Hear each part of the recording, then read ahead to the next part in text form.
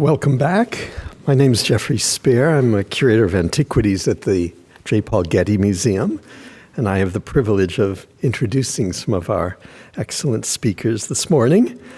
Our first topic is an interesting collaboration between Mark Garrison and Emma Peterson. Mark Garrison here is the Alice Pratt Brown Distinguished Professor of Art History in the Department of Art and Art History at Trinity University in San Antonio, Texas.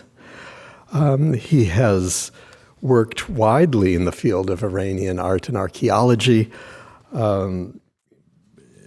including quite a good volume with Walter Hankelman on Elam and Persia, but he's especially known for his work on the remarkable archives from Persepolis of seal impressions, the Persepolis Fortification Archive and the Treasury Archive, which is an enormous resource which has been worked on for many years. I think you've read all 20,000 by now, I imagine, pretty much, in many languages, and useful to so many of our fields, for historians, for their documentary value on the history of Achaemenid administration, but also on the seal impressions found on them, usually where they were impressed by the owners. And this too is a very valuable source of information on for all of its iconographical meanings, the individual, the religion, and other information they provide. He's done the volumes Persepolis Fortification Tablets with Margaret Cool-Root in 2001, a tremendously valuable resource. He is now preparing. He also has a very interesting book, The Ritual Landscape of Persepolis, Glyptic Imagery from the Persepolis Fortification and Treasury Archives, which appeared in 2017, and is preparing other volumes as well. This is ongoing work. The Seals and Bullae of the Satrap Arshama with Walter Hankelman, and The Art of Empire in Achaemenid Persia, the Feshrift for Margaret Root, which is forthcoming, is one of the editors of that. He has found a very able collaborator, I think, in Emma Peterson, who is our own UCLA doctoral student who put in the hard work, 2 years in the trenches of the basement of the Oriental Institute in Chicago, looking at these seals. And together they are going to present they've chosen things for our topic of this conference, some observations on the religious aspects, the divine and the numinous. I love the title. So welcome, please, Mark Garrison and Emma Peterson.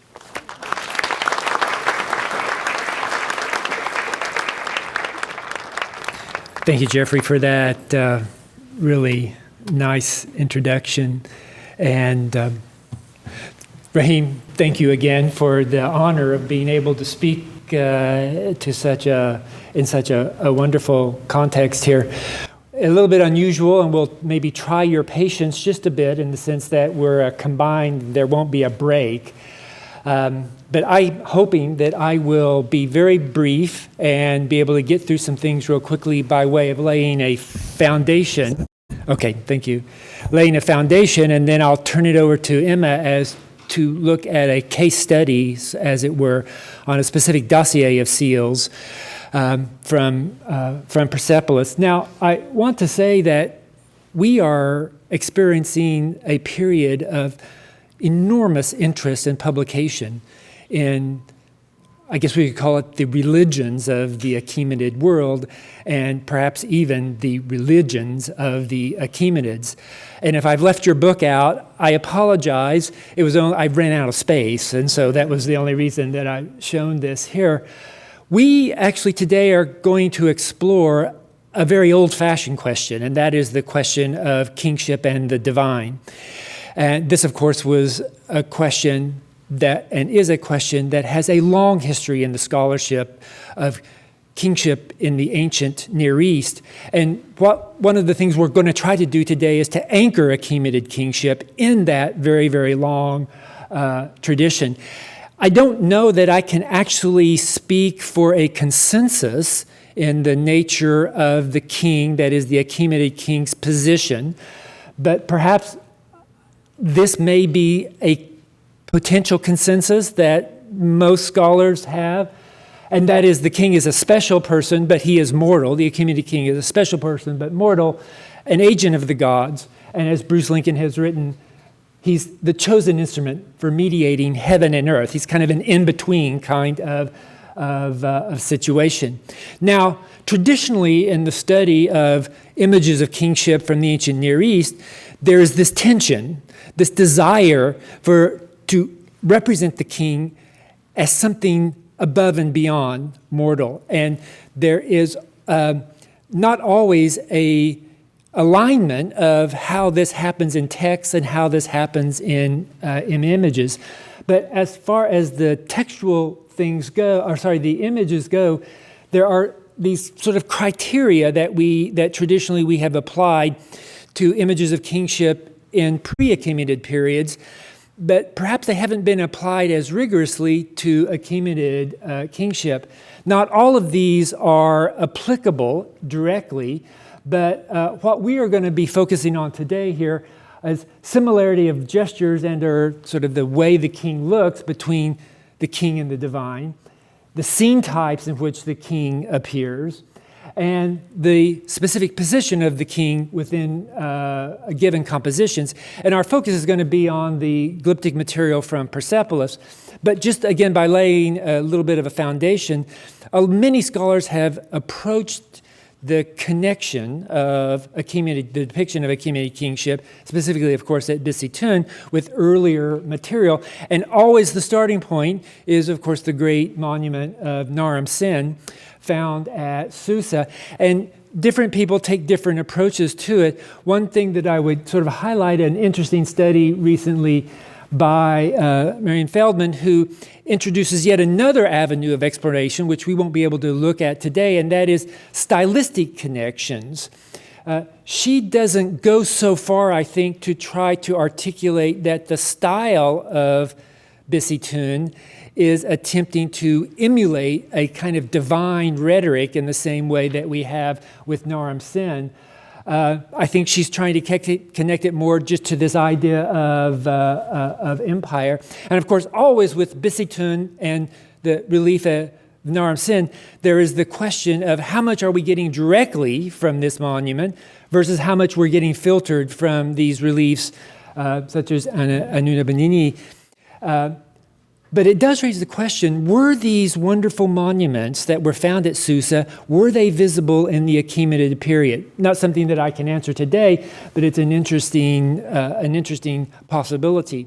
Margaret Rood has recently come up with a more forceful statement, again, an analysis at Bisitun, I won't repeat it for you here, where she just comes right out and says, in certain arenas, I would say, the king plays the part of a god, or in some ways is actually considered a god. Now, I won't rehearse what she has to do. What I want to do now is bring in the material from Persepolis by way of introduction to hint that in multiple arenas within the glyptic, we may be getting this message that the king is more than just a mediator, that in fact, there's an attempt to elevate the king, as it were, to divine status. Two important archives, the Treasury Archive, found here in the Fortification Archive. These are probably well known to all of you. The seals that were applied to the Treasury Archive, long known, published by Schmidt, only 77 of them. As of this fall, in the Fortification Archive, we have identified 4,056 different seals. That is just unbelievable, that we now have essentially 4,000 data points that we have not previously had to talk about a whole wide range of art historical and cultural issues surrounding the early Achaemenid period. So I want to focus perhaps on seals that maybe you've seen because they've been illustrated more often than some others, because I want to focus on what we can call unambiguous depictions of what we call the king or kingship, and the royal name seals are the ones I think that where we naturally want to start.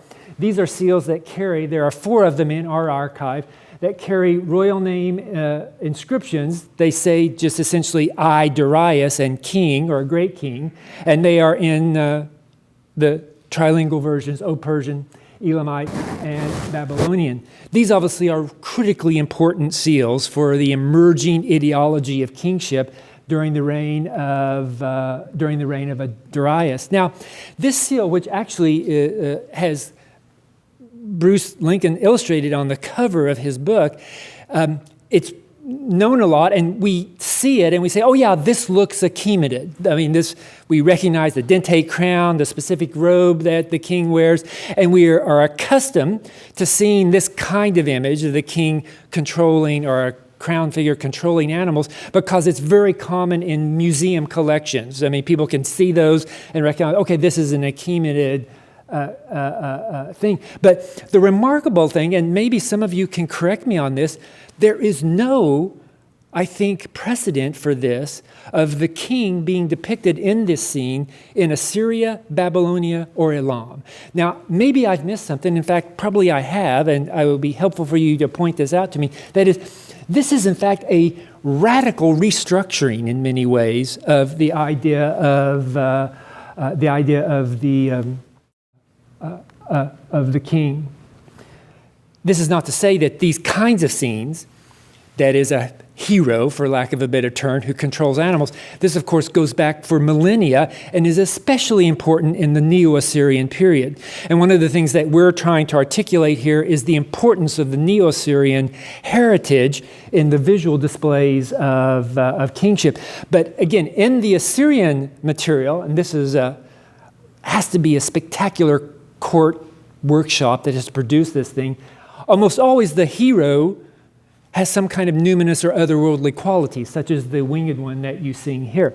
And you're thinking, oh yeah, we have something like this, right, at Persepolis in the door jambs, where we can see this individual who is fighting a winged creature, but in a kind of different compositional format. And there's been long-standing debate about who this person is, because a reluctance to say, well, this really, the Achaemenid king, this is not how we would expect the Achaemenid king to be represented. And so we give it some other name because the king doesn't have these numinous qualities.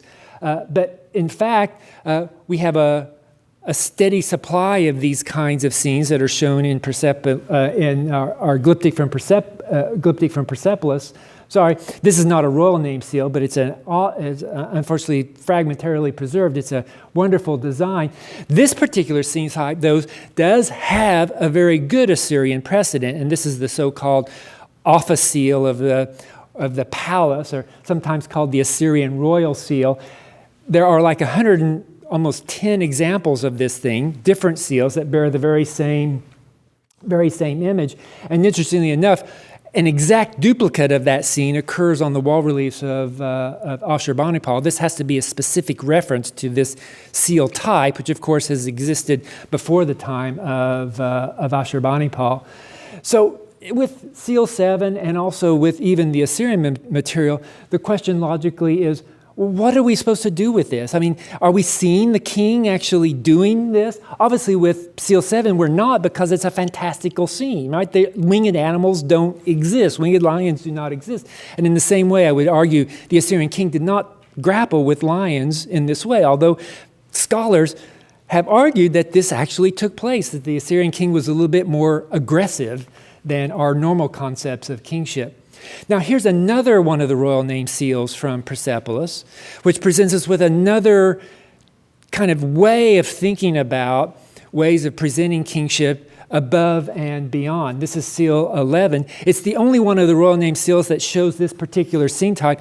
This is a masterpiece of glyptic art on multiple levels that I don't have time to go into today. One of the things that strikes me about this seal is this interesting layout and symmetry that occurs with it. Now, I have sort of rolled the seal out so that I'm getting the inscription repeated over here. There's only one inscription on the seal, but I've kind of magically rolled it out. And when we do that, there's this wonderful symmetry that occurs within the scene. And with these two figures here of the king and the palm tree, they in fact show axial or mirror symmetry. That is, we are seeing this person from a different perspective over here. They're just simply turned. So the handedness is very carefully articulated. And then on another level, we have this interesting thing that we're essentially seeing the king over and over, but in different ways. The body of the king, the palm tree, which is a recurring feature on these royal name seals, connected to the age-old idea of the health and welfare of the agricultural cycle with the king's body. And then, in a declarative form, I, Darius. All of these things we're meant to read, I think, as the Achaemenid king, which brings us again to what this thing is, but I'm not even going to try to talk about that today. The interesting thing is this echo effect that this magical space produced, just king, king, king, going out from the center to the edges. And then this magical cinematic way that we get to wrap ourselves around the image by being able to see it from these various perspectives. So Seal 11 articulates a concept of empire, doesn't it? That is a concept, this panopic way of seeing everything all at once. It is, in fact, not a real space. It is a magical space where the king can appear in multiple ways, in all-encompassing perspectives, transposed, doubled, becoming something other than simply the mortal king of the Persians. This Seal 11 is intimately related to one of the most famous scenes from the Neo-Assyrian period. This is B23 from the throne room of Ashurnasirpal at Nimrud. Just to remind you, there are two versions of this that are placed critically on the axes. You come in, you see one version here, and then you turn and you see the other. We're looking at the one that would have been here over the head of the king. I've rolled out essentially this relief so that we can capture what is around it as well. And you can see the same kinds of underlying formal structure we have in the wall relief that we see in Seal 11. And I'm not saying that Seal 11 is attempting to match up perfectly, and the colors are an attempt to articulate things, entities that we're looking at, but the underlying structure of this is so carefully articulated and so closely related that they have to be intimately related. And this goes back to what we were talking about a little bit about, this researched, this mentality of looking into these cultures. And in many ways, like the Assyrian king, there must have been a whole, I think, staff of scholars who were ready to help him understand these things. Note also the use of royal inscriptions on these things as well, and the way of magically turning around them. So, like the wall relief that we're looking at here, seals 11 and 7, these royal name seals, they are not about reality, right? That is, they're not telling a story. They are presenting us with a fact. And so the question is, what is that fact, right? Real quickly, just again to show you just some critical aspects and really interesting ways that this is expressed in Glyptic from Persepolis. This is seal 261. It does not carry a royal name inscription, but I want to show it to you because it is such an amazingly complicated and dense image of kingship. It's as if they've just tried to compress everything down as much as possible. Alas, the person who rolled this seal just was a mess. And I just wanted to show you these to show that the kind of the extraction of this information from these tablets is sometimes a very painful experience. So what are we looking at here? Clearly something Achaemenid. We recognize but also at the same time, clearly something that's not of this world at all. Interesting that it kind of combines the two aspects of the early sigloi, right? The half body that we see in the type 1 siglos over here, and then the shooting archer that we have in the type 2, as well as this elevated animal winged creation that we see in the winged disc. I don't know what this thing is, but it obviously is making a statement about Achaemenid kingship that is certainly not an in-between status of the king. And then lastly, by way of introduction for Emma's material, here is another one of the royal name seals from Persepolis. And here you can see a different issue that is introduced here, and that is that the royal figure stands on the backs of these animals. We call them pedestal creatures. This is actually a term that Schmidt used when he was publishing the Treasury Archive, and I think it's a really nice way of articulating this sort of thing. 3 of the 8 royal name seals of Darius feature these pedestal creatures. In other words, this is a really important thing. And Emma's essentially now going to sort of explore this idea of pedestal creatures and how we perhaps are meant to read them. Here are 2 of the other royal name seals of Darius that carry this. These are from the Treasury Archive. Seal 1, really interesting. I think it's probably the earliest, in fact, royal name seal, even though it only occurs in the Treasury Archive. But anyway, I will turn it over to Emma now, who will fill us in on these pedestal creatures. Thank you very much, Mark. I also, before continuing on with this presentation, would like to extend my thanks to Dr.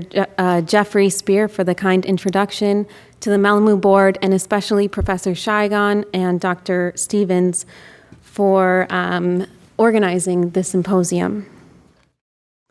Now, today, following Dr. Garrison, I shall explore 3 issues connected with the visual theme of what we are calling pedestal creatures within the glyptic of the Persepolis Fortification Archive.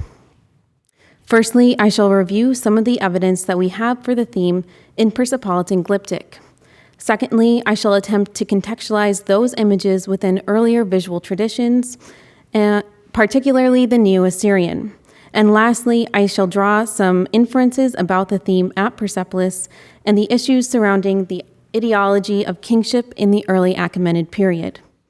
Pedestal creatures are rare in Persepolitan Glyptic. In total, there are just over 90 seals in the Persepolis Fortification Archive that preserve this trope. Now, although this is certainly a notable number of seals, within the context of the over 4,000 distinct and legible seals now identified in the archive, the depiction of pedestal creatures is certainly not common.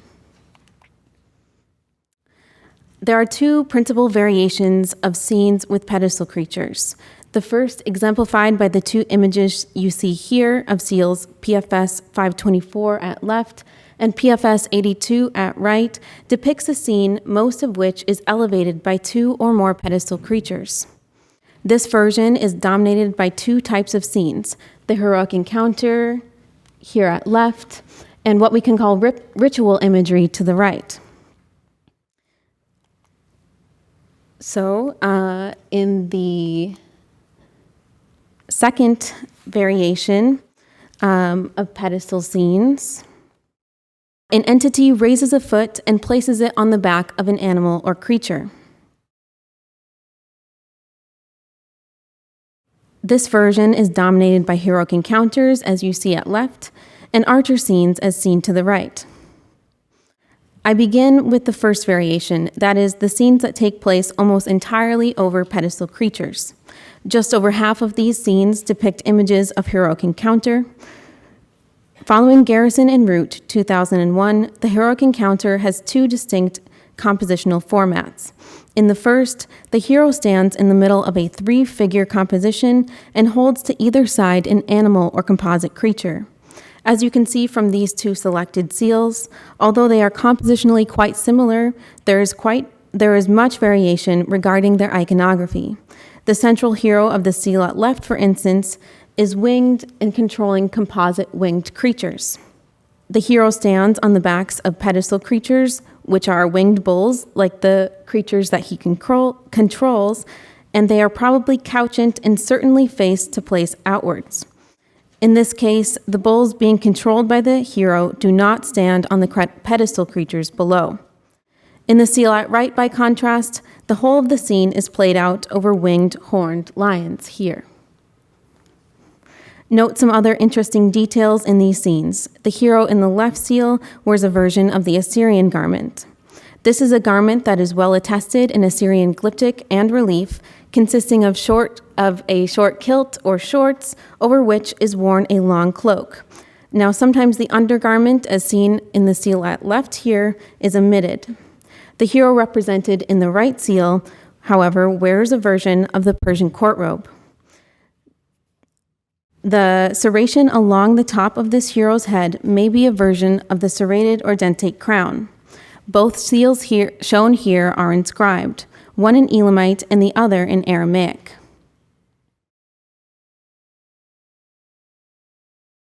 The second version of heroic encounter is what we can call heroic combat.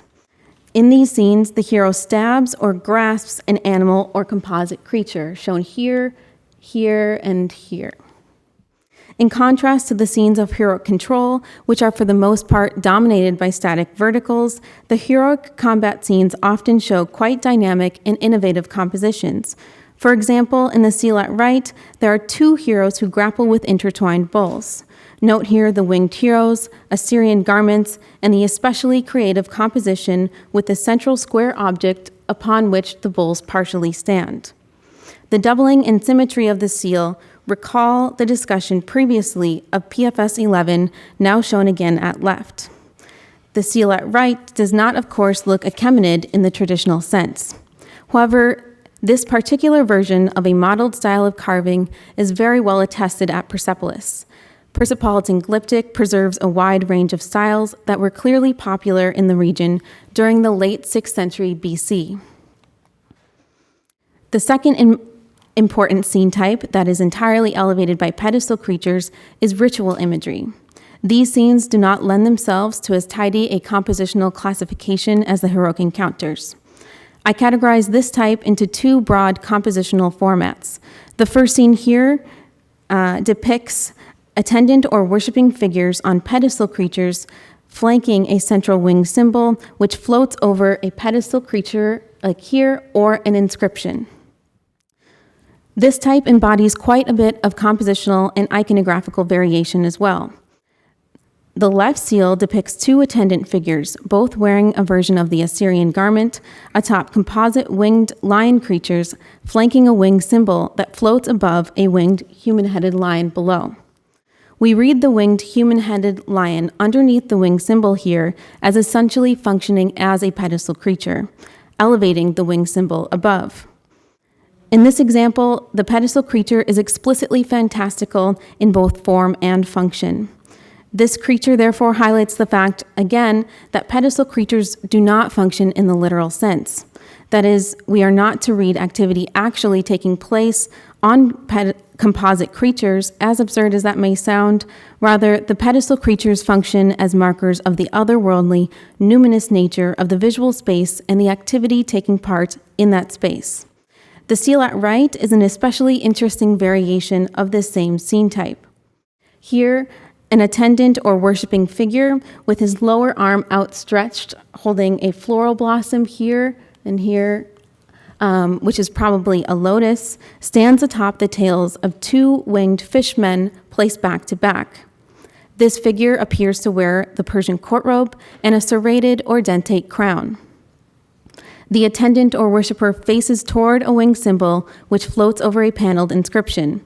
Now, this inscription is a bit of an enigma. We don't entirely know what it means, but right now the reading reads Mi-Halma, which could be the start of a personal name. In extended rolling, the winged fishmen seem to play two roles. In addition to the role as a pedestal creature, they also act as attendants or worshipers who flank the winged symbol and the inscription. The winged fishman at left, moreover, wears a serrated crown similar to the one that the attendant figure wears standing above. Additionally, the two winged fishmen raise their hands before their chests in a pose that is the hands raised before the body, with long-standing ritual or worship connotations. See, for instance, also from the Persepolis Fortification Archive, seal PFS 12A. Now, as we read the lower part of the scene on PFS 82, now shown at left, as having supporting pedestal creatures under not only the worshippers, but also the winged symbol, so too one reading of the seal at right is that the entities in the lower portion of the scene, here the winged fishmen as well as the paneled inscription, each act as elevating pedestals for the upper portion of the scene, that is, the image of the king before a winged symbol. However, there is a potentially more intriguing dynamic happening here.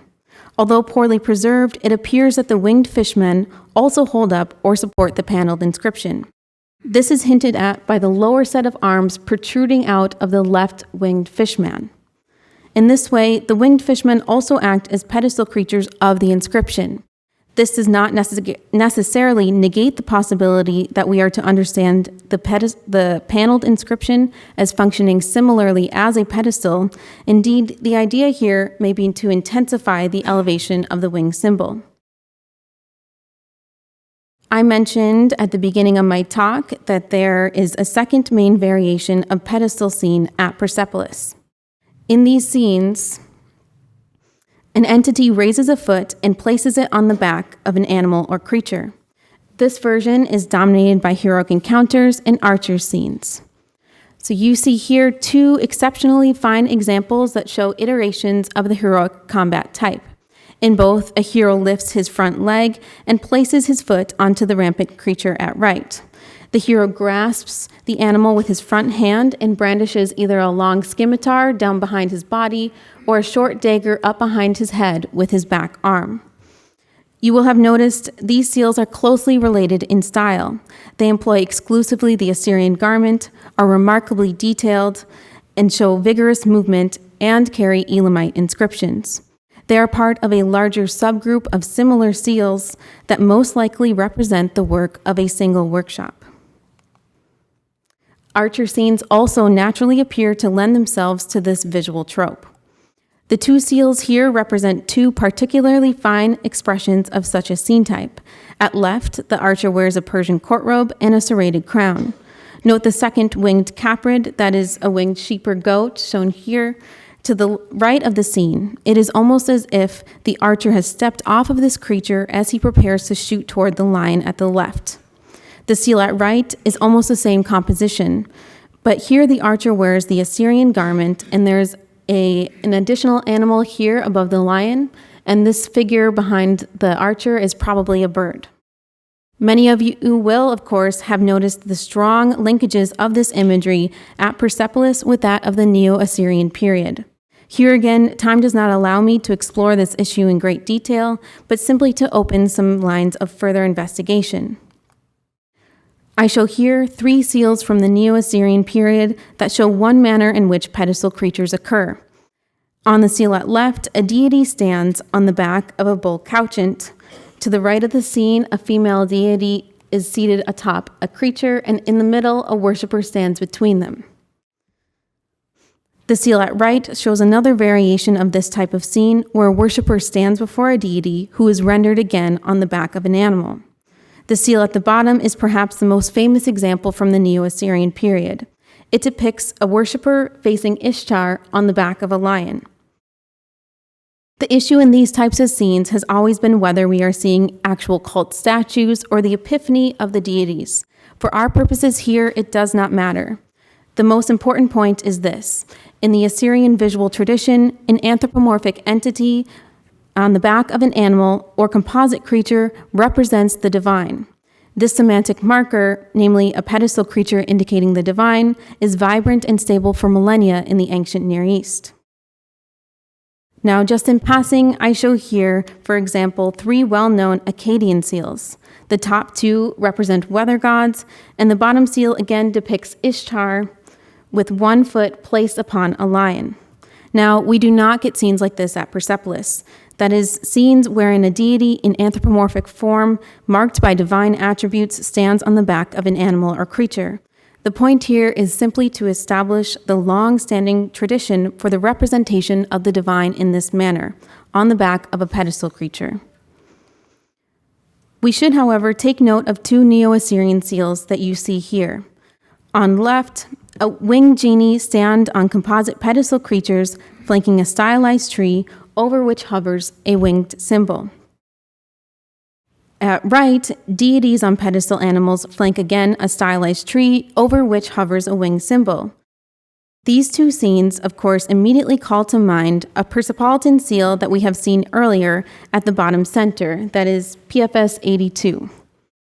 I would also like to introduce here two other seals from the Fortification Archive with similar visual dynamics. The seal at left, PFS 1567, and at right, PFS 3035, which includes also the stylized tree. And thus, in this dossier, we can in fact see a direct compositional link with the Assyrian visual tradition. Lastly, let us return to these very distinctive scenes of a hero chasing after an animal or creature and placing one foot on it. We saw earlier the two bottom seals, PFS 1566 and PFS 1637. In addition, I have also included two other wonderful examples of this scene type from the fortification tablets at the top of the screen. In 1992, Beatrice Whitman published 4 seals that show a similar scene of a hero chasing after an animal or creature rendered in a modeled style of carving. A few more of these types have since surfaced. I show below 2 examples from the Metropolitan Museum of Art. Following Edith Parada in 1947, Whitman considered these seals to be Babylonian in origin. A few more of this type have now surfaced and been published in Babylonian archives, and thus at least these seals have a secure Babylonian provenance. I show here 2 seals from the Aeana temple at lower left, here. For comparison, I keep an example from the Fortification Archive in the upper left of the screen here. However, there are also now seals which are securely attributed to Assyrian contexts, as in the case of those from Nimrud, shown to the upper right here, these 2. So the question is open as to whether these types of scenes are Assyrian or Babylonian in origin. For us, the critical issue is not the exact origins of the scene, but first that the commentators identify the protagonist as divine or numinous, and second, the fact that this type occurs at Persepolis so vigorously and so distinctly carved with Elamite inscriptions. The case is a strong one, we think, that the Persepolitan seals are in fact late 6th century in date and are local products. I close with the following conclusions about the scenes with pedestal creatures at Persepolis. First, as you will have noticed, many of the seals that I have shown today are inscribed. Indeed, some 35% of the scenes with pedestal creatures are inscribed. This is an astonishing figure, given that within the whole of the archive, only about 5% of the total seals are inscribed. Inscribed seals hold special significance in the sphere of Persepolitan administration. Whenever we can identify the persons using them, they are consistently of a high social administrative status. Second, I recall again the trope of pedestal creatures is quite rare in the archive. Thus, we have a rare visual formula, that is the pedestal creatures, often combined with a rare feature, an inscription. One may thus suggest that the scenes employing this visual trope had restricted circulation and, as it would appear, are especially linked with elite seal users. Third, the Assyrian visual tradition plays a critical role in our understanding of the pedestal creatures at Persepolis. This observation echoes other studies on Persepolitan Glyptic. For this, I draw your attention to one of the most often illustrated seals in the archive, PFS 16, shown at right. This seal belonged to the head of Persepolitan administration, Parnaka, and he was perhaps even a member of the royal family. As we know from 2 texts, the seal was first applied to tablets on the 16th day in the 3rd month in the 22nd year of Darius, that is the 5th of June, 500 BC. The seal, made in the days and weeks preceding the 5th of June 500 BC, was Parnaka's personal seal. It is one of the most heavily Assyrianizing seals in the archive. And fourth, before the Achaemenid period, in the traditional depictions of Mesopotamian religious imagery, figures who stand on the backs of animals or composite creatures are divine. This is underscored by features of iconography, the presence of worshipers, and/or the type of action being depicted. And lastly, the use of these pedestal creatures in the glyptic imagery on the tablets of the Persepolis Fortification Archive, especially on the royal name seals, is of much interest when discussing Achaemenid royal ideology. Many recent commentators on Assyrian kingship have concluded that, in certain conditions, Assyrian kingship and the person of the king himself was divine. As stated by Irene Winter in 2007, I quote, "The Assyrian ruler, as many of his predecessors, is said to be possessed of that divine attribute, a radiant and powerful aura, melamu. But on occasion, texts go even further in declaring the king as God." End quote. Thus, in conclusion, we may posit that when considered in the context of visual precedents, where pedestal creatures mark the divine nature of the entity that they bear, the glyptic evidence we have just explored from Persepolis suggests that, on occasion, images may declare the Achaemenid king as God. Thank you.